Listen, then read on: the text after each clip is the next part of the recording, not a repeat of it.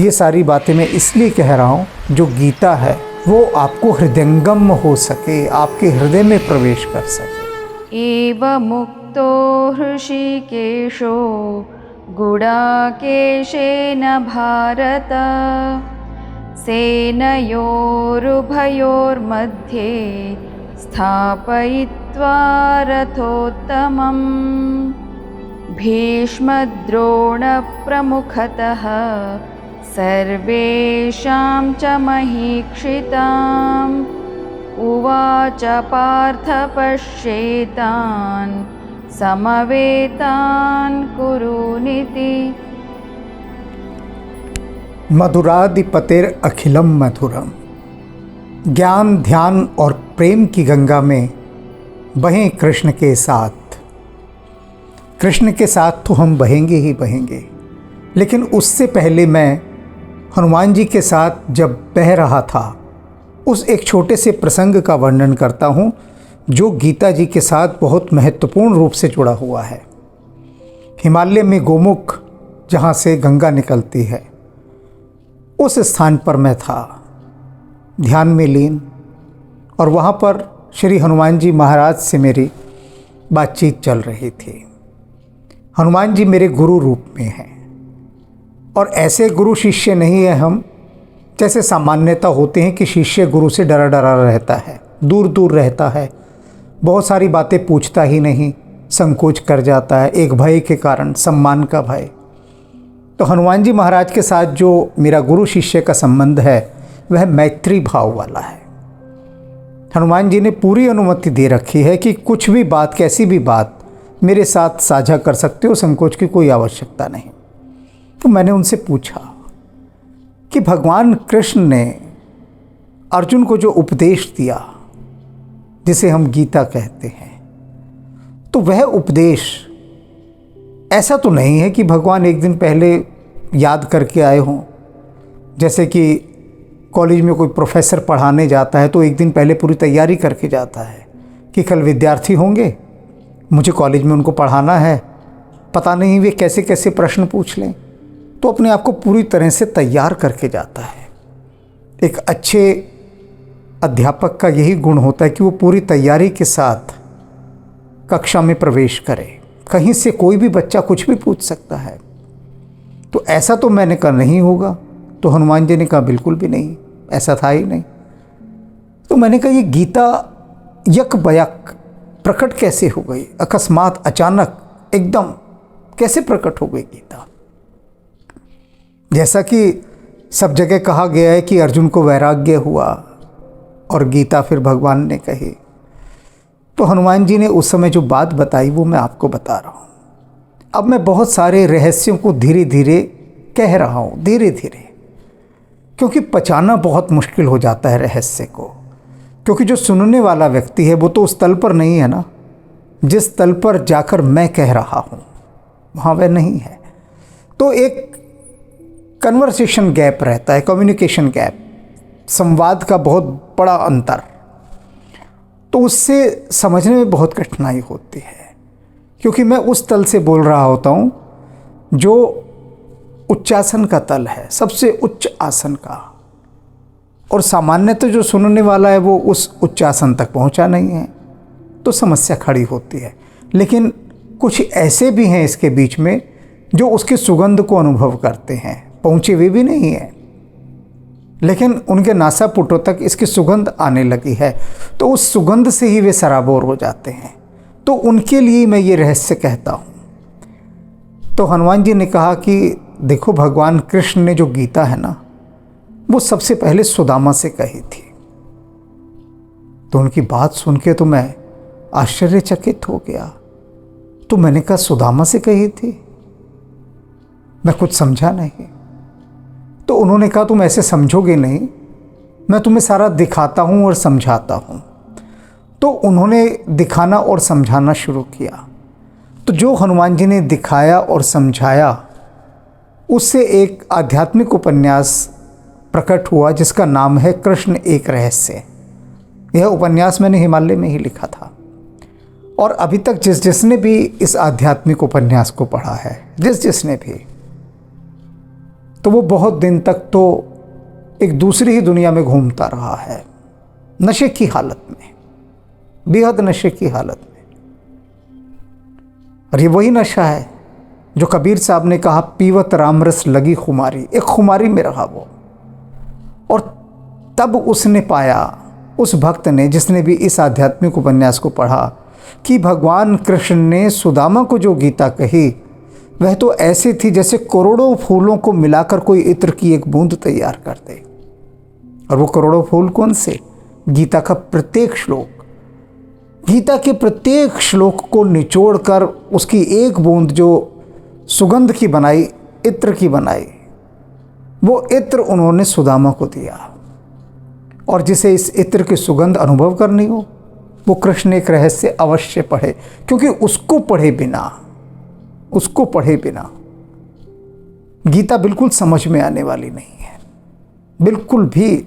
सुन लीजिए, मनोरंजन कर देगी, बुद्धि की थोड़ी खुजलाहट मिटा देगी, लेकिन पी नहीं सकेंगे आप। तो पीने के लिए वो कृष्ण एक रहस्य, उससे क्या होगा? सबसे बड़ा लाभ कि भगवान कृष्ण ही भीतर आकर विराजमान हो जाएंगे। और जब भगवान कृष्ण भीतर आ जाएंगे तो गीता भीतर उतरेगी। तो आज जो मैं यहाँ बात, ये जो मैंने इतनी बड़ी घटना बताई, क्यों बताई? ये बताने के लिए कि अर्जुन को जो गीता भगवान ने कहनी थी, उसकी सारी संभावनाएं भगवान कृष्ण ने स्वयं उत्पन्न की थी। अच्छा बताइए, अगर अर्जुन निराशा में नहीं जाता तो भगवान कृष्ण किससे गीता कहते? किससे कहते? कौन था वहाँ ऐसा पात्र? सोचिए, कभी सोचा? ये नहीं सोचा ना। वही सोचवाने के लिए तो हनुमान जी ने यहाँ बिठाया है। उन्होंने कहा कि पूछना भक्तों से कि यदि अर्जुन निराशा में नहीं जाता तो ये गीता की अद्भुत दिव्य रचना कैसे सामने आती? सोचो जरा। नहीं आती ना, तो गीता भगवान के साथ ही चली जाती। उनके साथ आई थी, उन्हीं के साथ चली जाती। किसी को भनक तक नहीं पड़ती कि गीता जैसा कोई दिव्य ग्रंथ भी प्रकट हुआ है। अब प्रश्न यहाँ से, रहस्य की घटनाएं मैं सुना रहा हूँ सारी। भगवान कृष्ण ने गीता को जन कल्याण के लिए अवतरित करना था, जैसे भगवान स्वयं अवतार लेते हैं धरती पर। अब गीता वो यूं ही बैठ के तो गा नहीं देते कि 20-50 लोगों को इकट्ठा किया कि भैया कौरवो तुम भी आ जाओ, पांडवों तुम भी आ जाओ, और ये नारायणी सेना ये भी आ जाए, और यादवों की सभा वो भी आ जाए, बैठो भैया मुझे गीता कहनी है, प्रवचन वगैरह लगाओ, जरा सब कुछ सेट वेट करो और मुझे ये गीता कहनी है। हो सकता था सब लोग आ जाते, वो गीता कह भी देते, लेकिन वो किसी काम की गीता नहीं रहती, और ना भगवान को कहनी थी ऐसे। तो उन्होंने वे सभी संभावनाएं उत्पन्न करनी थी जिससे गीता को कहा जा सके। तो आज के श्लोक में उस रहस्य का उद्घाटन किया जाएगा कि जिसमें भगवान कृष्ण के कारण ही अर्जुन को वियोग हुआ, वैराग्य हुआ। ये जो भीतर इतनी गहरी निराशा, इतना अधिक वैराग्य किसके भीतर? उस योद्धा के भीतर जिसने न जाने अब से पहले कितनी लड़ाइयाँ लड़ी थी। यहाँ आकर वो डगमगा गया, उसके हाथ पैर कांपने लगे, धनुष उसके हाथ से छूट गया, सिर पकड़कर बैठ गया। कितना गहरा डिप्रेशन, कितनी गहरी निराशा। लेकिन ये सारी निराशा भगवान के द्वारा दी गई थी। भगवान कृष्ण ने अर्जुन के भीतर निराशा का ऐसा भाव डाला कि वो डूब गया। ये जो भाई बंधुओं को देखकर लोग कहते ना निराशा में अर्जुन डूबा, लेकिन उसको उस निराशा में डुबवाने के लिए सबसे बड़ी भूमिका भगवान कृष्ण की रही। आज उसी पर बात होगी। समझा तो दी मैंने, अब आगे इस बात की व्याख्या, कैसे ये सब घटा। सबसे पहले तो इन दोनों श्लोकों में जो कहा गया उसे समझ लीजिए सीधे सीधे सपाट भाषा में। संजय कहते हैं धृतराष्ट्र से, हे भरतवंशी राजन, संबोधित कर रहे हैं कि हे भरतवंशी राजन, निद्रा विजयी अर्जुन के द्वारा इस तरह कहने पर अंतर्यामी भगवान श्री कृष्ण ने दोनों सेनाओं के मध्य भाग में पितामह भीष्म और आचार्य द्रोण के सामने तथा संपूर्ण राजाओं के सामने श्रेष्ठ रथ को खड़ा करके इस प्रकार कहा कि हे पार्थ, इन इकट्ठे हुए कुरुवंशियों को देख। अब एक बात सभी ने सुनी होगी कि भक्त का हाल भगवान भी जोतते हैं। अर्जुन ने भगवान कृष्ण को आदेश दिया, पिछले एपिसोड में आप देख ही चुके हैं। क्या कहा था उसने कि ये जो युद्ध भूमि का मध्य भाग है ना, यहां पर मेरे इस रथ को ले जाकर खड़ा कर दीजिए और तब तक खड़ा रखिए जब तक कि मैं सबको देख ना लूं। ये ऑर्डर है।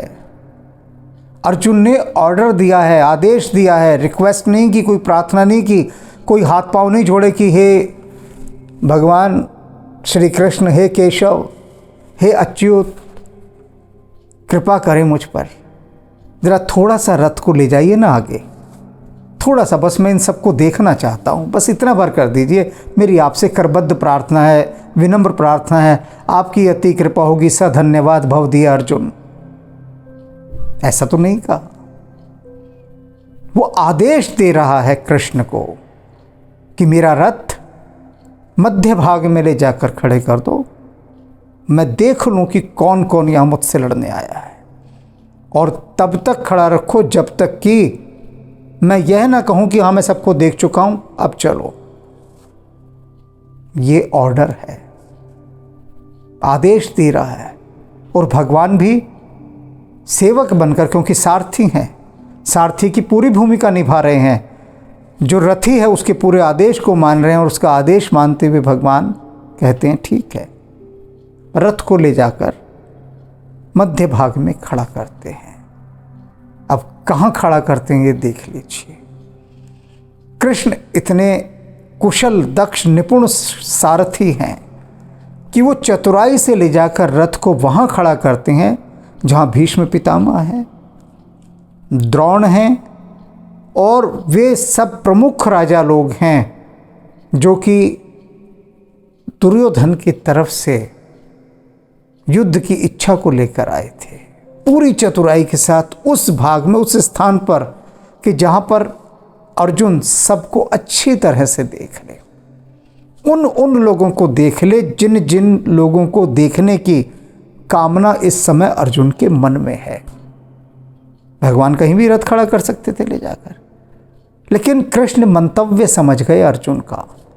युद्ध में जो सारथी होता है ना, या युद्ध में जब कोई घोड़े पर बैठता है, जैसे महाराणा प्रताप चेतक पर होते थे, तो चेतक की जो आत्मा थी वो किसी बहुत बड़े योद्धा की थी। शरीर घोड़े का मिला था ज़रूर उसे, लेकिन चेतक महाराणा प्रताप की एक एक संकेत को समझता था। आदेश तो देने की आवश्यकता ही नहीं पड़ती थी। चेतक ये जान लेता था कि अब महाराणा प्रताप के मन में क्या चल रहा है और उसे कैसा व्यवहार करना है, उसका एक्ट क्या होना चाहिए, और उनकी इच्छा के अनुसार ही चेतक जो है चलता था, आगे की कार्रवाई करता था। और यही लक्ष्मीबाई रानी के घोड़े के साथ था। ये संकेत समझते थे। तो ऐसे ही भगवान कृष्ण अर्जुन का संकेत समझ रहे हैं कि अर्जुन चाहता क्या है। अर्जुन ने मुझे कहा है कि वहाँ ले जाकर रथ खड़ा कर दो कि जहाँ मैं देख लूँ कौन कौन से लोग आए हैं जो युद्ध की इच्छा रखने वाले हैं। तो भगवान कृष्ण ने सिर्फ उसी स्पेशली पॉइंट पर जाकर वहीं पर रथ को रोका, और इस ढंग से रोका, इस कोण से रोका, इस एंगल से रोका कि जहाँ पर कि वे उन सब लोगों को बड़े ध्यान से देख सके, उनके भावों को भी देख सके, उनके चेहरों को भी पढ़ सके। वहाँ ले जाकर रथ रोका। कहते हैं अर्जुन के लिए कि अभी संजय कह रहे हैं ना कि हे भरतवंशी राजन, किसके कहने पर? गुड़ाकेश के कहने पर अर्जुन को गुड़ाकेश कहा। संबोधन हर जगह इन दिव्य पात्रों के लिए बड़े सटीक हैं, और संजय तो कमाल के हैं। दिव्य दृष्टि मिली हुई है भाई उस समय। जब वे बोल रहे हैं तो दिव्य दृष्टि का भी कॉम्बिनेशन काम कर रहा है पूरा। वो जो उसका तालमेल है दिव्य दृष्टि का, जिह्वा के साथ, बुद्धि के साथ, मन के साथ पूरा काम कर रहा है। तो उन्होंने यहाँ अर्जुन के लिए जो उसका नाम उपयोग मिलाया वो है गुड़ाकेश। कह रहे हैं कि उस गुड़ाकेश के कहने पर, अब गुड़ाकेश क्यों कहा? गुड़ा माने होता है मुड़े हुए, केश जिसके बाल मुड़े हुए हों, कानन कुंडल कुंचित केसा, कुंचित केसा को गुड़ाकेश कहते हैं, जिसके घुंघराले बाल हों। हनुमान जी के भी घुंघराले बाल, कुंचित केसा, और अर्जुन गुड़ाकेश, अर्जुन के भी घुंघराले बाल। तो संजय कह रहे हैं कि वो जो घुंघराले बाल वाला है ना, उसने भगवान को आदेश दिया। और गुड़ाकेश का एक और अर्थ होता है, गुड़ा माने निद्रा, निद्रा का ईश, जिसने नींद को जीत लिया हो। वह अर्जुन, नींद से क्या अभिप्राय है यहाँ पर? उसने आलस्य, प्रमाद, वासना, इन सब को जीत लिया है। संजय संकेतों में सारी बात कह रहे हैं, बता रहे हैं कि देखो वो जो गुड़ाकेश है उसे साधारण मत समझिए आप। वो जो घुंघराले वाला बाल वाला है, जिसे सब कहते हैं वो घुंघराले बाल वाला, वो गुड़ाकेश भी है। निद्रा को भी उसने जीत लिया, आलस्य को भी जीत लिया, और जिसने इन सब को जीत लिया होता है वह भगवान का प्रिय होता है। क्योंकि भगवान उसे ही पसंद करते हैं जो विषय वासनाओं, आलस्य, प्रमाद, निद्रा, इन सब पर विजय प्राप्त कर लेता है, उनका स्वामी बन जाता है, वो भगवान को प्रिय होता है। आलसी व्यक्ति भगवान को कभी प्रिय नहीं रहे, कभी भी नहीं, और कृष्ण को तो विशेष रूप से नहीं रहे। ये तो कहते हैं कर्म योग में उतरो, तो कहते हैं उस गुड़ाकेश के आदेश को भगवान मान रहे हैं, उस गुड़ाकेश को। वो जो कौन मान रहे हैं? ऋषिकेश। गुड़ाकेश ने किसको आदेश दिया? जो इंद्रियों के स्वामी हैं भगवान कृष्ण। ऋषिकेश मतलब समस्त ब्रह्मांड के जो स्वामी हैं, सारे इंद्रियों के स्वामी हैं, उनको आदेश दे रहा है गुड़ाकेश अर्जुन। कैसी एक रहस्यात्मक बात है ना, कैसा विरोधाभास है, कैसा पैराडॉक्स है यहाँ पर, देखिए। और भगवान कृष्ण उसके हर आदेश को मान रहे हैं। कृष्ण ने ये नहीं कहा कि अरे ओ भाई, ओ ये कौन सी भाषा है तेरी, किससे बात कर रहा है, पता भी है मैं कौन हूँ, हैं?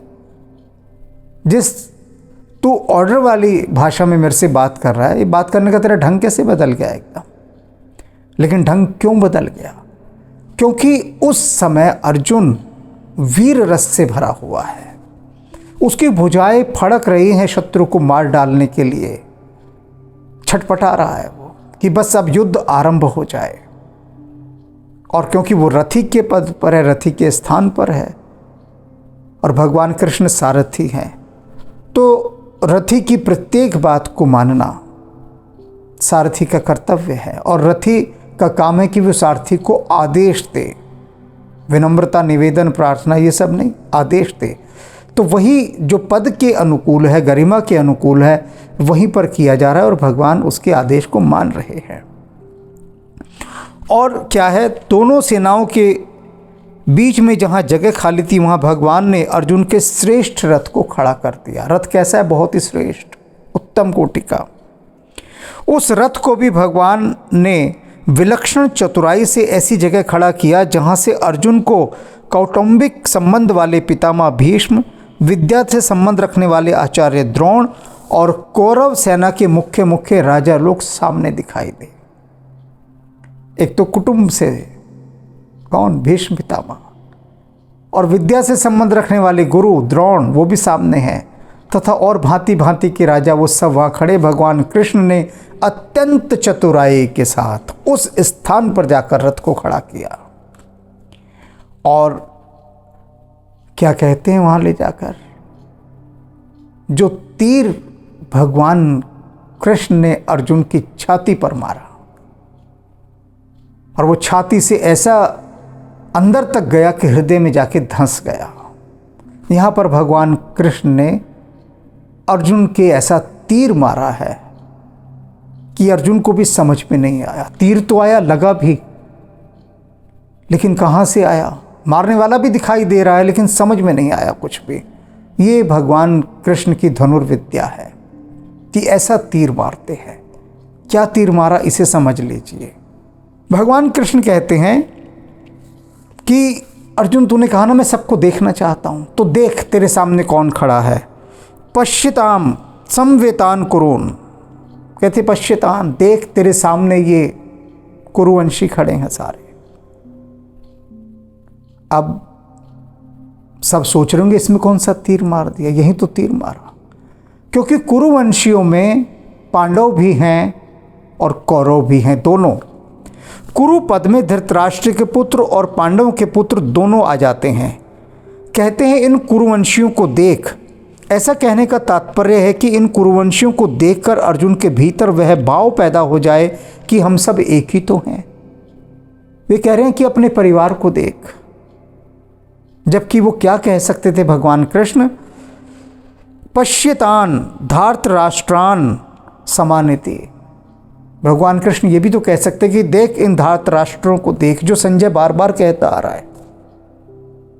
धार्तराष्ट्रान ना इस्तेमाल करके भगवान कृष्ण क्या कह रहे हैं कि ये देख कुरुवंशियों को देख, यानी अपने परिवार को देख, अपने कुटुंब को देख। तेरे कुटुंब के लोग तो तेरे सामने खड़े हैं सारे। अब ये जो तीर भगवान कृष्ण ने मारा, ये तीर ऐसा लगा कि अर्जुन के सोचने की दिशा बदल गई, डायमेंशन बदल गई। अर्जुन क्या सोचेगा ये भगवान कृष्ण पर निर्भर करता है। यदि भगवान कृष्ण कहते कि धार्तराष्ट्रान धार्तराष्ट्रस्य, इनको देख, ये धृतराष्ट्र के पुत्रों को देख, तो अर्जुन का खून खौल जाता। उसके सामने चित्र दिखाई देता कि किस तरह से ये दुशासन दुर्योधन के कहने पर द्रौपदी का चीर हरण कर रहा है। डायरेक्शन वहाँ चली जाती है। ये बहुत ही वीरता के रस को भरने वाला, वीर रस को भरने वाला, उत्तेजना पैदा करने वाला, भड़काने वाला ये वक्तव्य होता यदि भगवान कृष्ण कहते पश्यतान धार्तराष्ट्रान समानिति। यह नहीं कहा, और उनका अर्जुन देख देख, पश्यतान समवेतान कुरु, ये देख तेरे सामने तेरे कुनबे के लोग खड़े हैं। ये जो कुरुन कहा, अर्जुन तो बहुत समझदार है, नरोत्तम है, भाषाओं का ज्ञानी है। वो समझ गया कि भगवान कृष्ण क्या कह रहे हैं। वो कह रहे हैं तू देख, जिनको देखने की बात कह रहा था ना कि मैं देख लूँगा एक एक को कौन कौन, और मैं देखना चाहता हूँ, तो देख अर्जुन देख, ये सब तेरे परिवार के लोग तेरे सामने खड़े हैं। देख ले इनको अच्छे से, जिनको तू अभी थोड़ी देर बाद युद्ध में देखेगा ना, ये तेरे परिवार के लोग हैं, अच्छे से देख ले इनको। अब ये जो तरंगे थी उसके भीतर जाकर कौटुंबिक ममता को जगा गई, क्योंकि संवेदनशील तो बहुत है अर्जुन, बहुत है, अति संवेदनशील है। और भगवान उससे कह रहे हैं कि देख तेरे परिवार के लोग सामने खड़े हैं जिनको तू देखना चाहता है। अब ये क्या है कि भगवान को ना एक वो परिस्थिति उत्पन्न करनी थी जिसमें वो गीता कह सके। सारी चीज़ें, सब कुछ, सारा सेटअप लग चुका है, सब कुछ पूरी तरह से शूटिंग तैयार है होने की, फिल्म की, सब कुछ सेटअप लग चुका है। अब भगवान कृष्ण को गीता कहनी है, लेकिन वो जो हीरो है अर्जुन, वो तो अभी तक वीर रस में भरा हुआ है।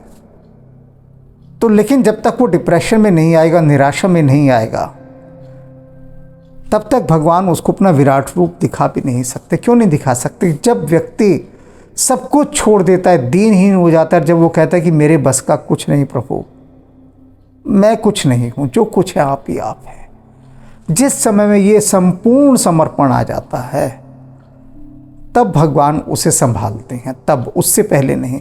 तो पहले अर्जुन को उन्होंने उस स्थिति तक लेकर आना था कि जहाँ उसके लिए ये हो जाए कि मेरे लिए सारा संसार व्यर्थ है, सब कुछ व्यर्थ है, कुछ नहीं, मैं कुछ हूँ ही नहीं। उसको उस नाकुच की स्टेज पर लाकर तब भगवान ने उसको दिखाना था, क्योंकि ये पात्रता है वहाँ तक पहुँचने की। अब क्या है, भगवान ने अर्जुन को वहाँ लाकर खड़ा किया और अर्जुन ने सबको देखा। तो देखते ही उसके मन की जो तरंगे थी, जो दिशा थे, जो अब तक प्रतिशोध लेने के लिए उसे प्रेरित कर रही थी, वे सारी की सारी तरंगें रूपांतरित होकर मोह की ओर चले गए। अर्जुन मोहग्रस्त होने लगा, उसका प्रभाव पड़ने लगा। भगवान कृष्ण ने जो बात कही थी, सहजा ही वो एकदम सनका खा गया, एक झटका खाया कि ये भगवान ने क्या कहा कि तेरे परिवार के लोग सामने खड़े हैं, देख तो इनको देखने आया था, देख लेते। अर्थात क्या, उसके पीछे भाव यह था कि देख तो जिनको यहाँ मारने आया ना, वो तेरे भाई बंधु हैं, तेरे गुरु हैं, तेरे पितामह हैं। तू अपने भाइयों को मारेगा, अपने गुरु को मारेगा। ये सारा व्यंजना, सारी व्यंजना भगवान कृष्ण के उन शब्दों के पीछे से प्रकट हो रही है। और वो जो कहते हैं ना, जहर बुझा हुआ तीर, ये जहर से बुझा हुआ तीर भगवान कृष्ण ने अर्जुन को मारा था, और ये मोह का जहर उसके भीतर फैलने लगा, एकदम फैलने लगा। अर्जुन जो अभी तक वीर रस से भरा हुआ है, अचानक थोड़ी ना हो। ये भगवान का ये जो वाक्य है, ये जो शब्द इन्होंने कहा कि देख अपने परिवार वालों को, अपने कुटुंब वालों को, बस इसने अपना प्रभाव डाल दिया। इसने क्या किया, ये जो कहा कुरुन पश्ये, इन कुरुवंशियों को देख, इससे जो है अर्जुन के भीतर उस मोह के, उस निराशा के, हतोत्साहित होने के रोगाणु प्रवेश कर गए। अब वो अपना काम शुरू करने वाले हैं। एकदम धक्क से अर्जुन का दिल धड़का, धक्क से, क्योंकि अब तक तो वो आया था दूसरों के दिलों की धड़कन रोकने, लेकिन भगवान कृष्ण ने जो विष से बुझा हुआ तीर मारा, उससे उसकी धड़कनें बदल गई, धड़कनों का रुख बदल गया। धड़कनें उसकी मोह माया ममता में फंस गई एकदम। वो जो जहर फैला, वो फैलाना ज़रूरी था, अन्यथा भगवान गीता नहीं कह सकते थे। अभी जो मैंने आरंभ में कृष्ण एक रहस्य आध्यात्मिक उपन्यास की चर्चा की, उसमें भी सुदामा के मन में एक जहर इसी तरह का डाला गया था, इसी तरह का। और वो जहर कौन सा था? वो जहर था विद्या के अहंकार का। सुदामा को अपनी विद्या पर बड़ा अहंकार था कि मैं इतना बड़ा ज्ञानी, सारे शास्त्रों का ज्ञाता। और जब वह कृष्ण के पास जाता है, तब उसकी वही हालत होती है जो किसी ऊंट की पहाड़ के नीचे आने पर होती है। और उसके बाद वो पिघलना शुरू होता है, और कृष्ण जो गीता का लावा उनके उस ज्वालामुखी से गिर रहा है बारंबार बारंबार, उसने सुदामा को पिघला दिया। और वो गीता सुदामा के रूपांतरण का कारण बन गई, जैसे यहाँ पर अर्जुन के रूपांतरण का कारण बनेगी। तो वे सभी भक्त जिनको वास्तव में गीता का महात्म्य समझना है, गीता के मर्म को समझना है, मर्म माने डीप मीनिंग, गहरा अर्थ, उसे पहले कृष्ण एक रहस्य आध्यात्मिक उपन्यास अवश्य पढ़ना होगा। और जिन्हें हिंदी नहीं आती वे भी चिंता ना करें, उनके लिए हनुमान जी ने उसका अंग्रेजी संस्करण भी प्रकाशित करवा दिया है। ये सारी बातें मैं इसलिए कह रहा हूँ जिससे भली भांति जो गीता है वो आपको हृदयंगम हो सके, आपके हृदय में प्रवेश कर सके। मेरा काम केवल उन्हीं बातों को समझाना है जो बातें आपके ध्यान में सहायक हों। जो बातें आपके ध्यान में सहायक नहीं होती उन्हें मैं नहीं समझाता, न कहता। राम राम।